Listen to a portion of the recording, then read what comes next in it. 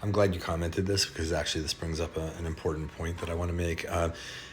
Just saying here that, and to think that a lot of French people dream of living in the United States, but listening to you, they'll understand like the reality that those.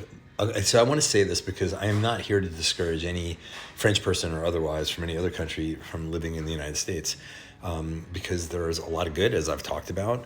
I think this is a matter of perspective. I've lived in the United States my whole life, right? So it's been a while. And for me, we're seeking different things. I'm really glad I lived in the United States for the economic opportunities and for obviously family and friends and my schooling that I got and so many great things. I wouldn't trade any of it for the world. However, in my adult life, I have things that I want at this stage of my life, because every stage of life, every 10 years is a different season. My wife dropped something in the kitchen. It's a different season, and we have ever-changing needs and perspectives.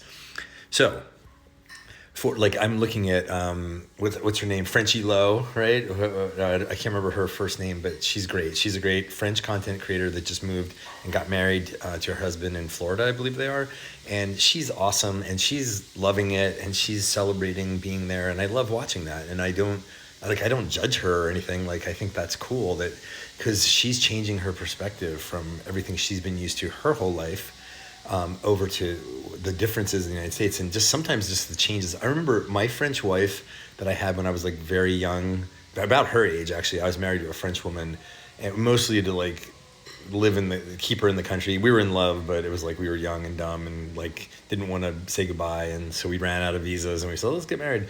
But anyway, I remember he used to say to me, I want to go live in like the Midwest. I want to live in the middle of nowhere. I think that's so awesome. And I was just like, what? No, I don't want to do that. Like, I want to live on the coast near the ocean. But she was just like, it's so different. She grew up in Rouen and Tahiti. She was living in Tahiti. So she was living in what most people would consider like absolute paradise. So for her to live in the middle of cow pastures was like so interesting, the American Midwest. So again, there's no right or wrong here. It's just kind of what interests you at this stage of your life. So anyway, the United States has a lot to offer. I would not say it has to offer healthy food unless you're in a very specialized situation where you're with a bunch of people growing their own food and raising their own cattle, as I've talked about before. So you're going to, but in every situation, you're going to have a downgrade. Like some people would say, move to France, get a downgrade in customer service and this, that, and the other thing. And, moving to the United States, you're going to have a downgrade in food. So there's always going to be pluses and minuses. And this is not about making France right and the United States wrong or any other country right and the US wrong.